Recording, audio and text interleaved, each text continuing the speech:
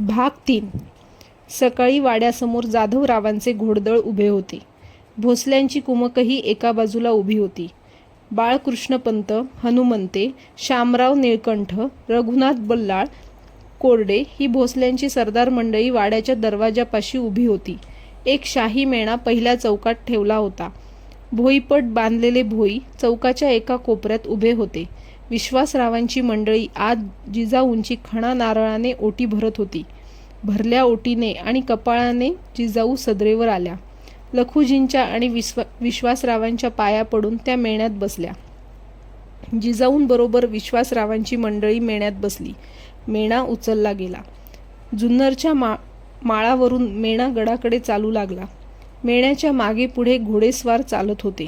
लखुजी, विश्वासराव मेण्याच्या दोन्ही बाजूंनी जात होते. गडाच्या पायथ्याशी गोढी थांबली.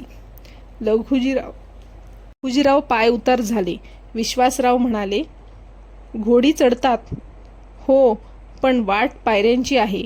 मेणा सांभाळायला हवा, उगीच वर खाली होतो. मेणा गड चढत होता.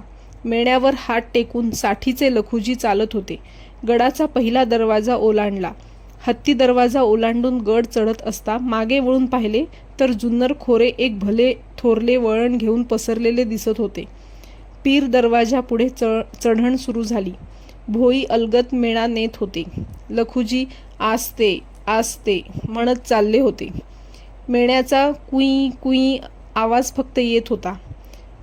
शिवाबाईचा दरवाजा ओलांडून जाताच मेणा शिवाईच्या देवळाकडे वळाला. मंदिराजवळ मेणा थांबला. मेणा जमिनीला टेकताच मेण्याचा पडदा सरकवला गेला. जिजाबाईंनी विचारले, गड आला? जीव, लखुजीराव म्हणाले, शिवाईचं दर्शन घे आणि मग गडावर जाऊ. जिजाबाई मेण्याबाहेर आल्या. त्यांनी देवळाकडे पाहिले. उभ्या कड्याच्या गर्भात वसलेले ते देवी मंदिर निरखून जिजाबाईंनी पाय उचलले. पूजा साहित्य घेतलेल्या दासी पुढे गेल्या. लखुजीराव, विश्वासराव मागून जात होते. देवळात जाताच विश्वासराव म्हणाले, राणीसाहेब, हे जागृत देवस्थान आहे. इथं मागितलेलं वाया जात नाही. जिजाबाईंनी देवीचा प्रसाद घेतला. दंडवत घालून उठत असलेले लखुजी म्हणाले, मुली, एक काम करशील? विचार एकदम बदलीत ते म्हणाले, सांगेन, नंतर सांगेन. गडावर पोहोचायला उन्हे वर चढली होती. अंबारखाना मागे पडला आणि गडमाथा येताच समोरचा वाडा नजरेत आला. वाड्यासमोर मेणा थांबला. जिजाबाई गड निरखत होत्या. लखुजी जिजाऊंना घेऊन पुणे दिशेला गेले. तेथून दिसणाऱ्या डोंगराकडे बोट दाखवीत ते म्हणाले, जीव, एकटी आहेस असं कधी वाटून घेऊ नकोस. समोर लेण्याद्री आहे, त्याच्यासारखा संरक्षक असता भीती कसली? जिजाऊंनी हात जोडले. महाली जिजाऊला सोडून जाधवराव निघाले. जिजाऊंनी लखुजींचे पाय शिवताच लखुजींना अश्रू आवरेनात. जिजाऊंना जवळ घेत त्यांनी डोळे पुसले. पोरी, खुळी का तू? तुझ्या नवऱ्यानं जरी बोलवलं नाही तरी नातवाचं मुख पाहायला मी येईन. बरी आठवण झाली म्हणत लखुजीरावांनी कमरेचा कसा काढून जिजाऊंच्या हाती दिला. ते म्हणाले, हे 101 होन आहेत देवळात. मी नंतर सांगेन असं म्हणालो होतो ना, तिथं मी नवस बोललो. मुलगा झाला की हे देवीवरून ओवाळून टाक. पोरी, माझा तुला आशीर्वाद आहे. देवी कृपेनं असं पोर तुझ्या पोटी येईल की ते जन्मजन्मांतरीचे पांग फेडेल. त्याच्याकडे पाहून तुझी मान सदैव ताठ राहील. दुःखाचा लवलेशही तुझ्या मनाला शिवणार नाही.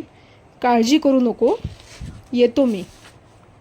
वाड्याबाहेर येताच नारो त्रिमळ, हनुमंते, गोमाजी नाईक, पान संबळ यांनी मुजरे केले. लखुजी म्हणाले, तुमच्यासारखी कर्तव्यनिष्ठ माणसं राणीसाहेबांच्या जवळ असता आम्हाला चिंता नाही. त्यांना सांभाळा. जी, नाईक म्हणाले. लखुजीरावांची नजर विश्वासरावांच्याकडे गेली. विश्वासराव, तुमचे उपकार फिटायचे नाहीत, पण राहवत नाही म्हणून? नको मामासाहेब, काही सांगायचं नाही. माझ्यावर विश्वास ठेवून निश्चिंत असा. तुमच्यावर विश्वास ठेवायचा नाही तर ठेवायचा कुणावर? अडचण असली तर आमचं वैर मनात न आणता निरोप पाठवा. आम्ही गडावर हजर होऊ. राम राम. परत मुजरे झडले.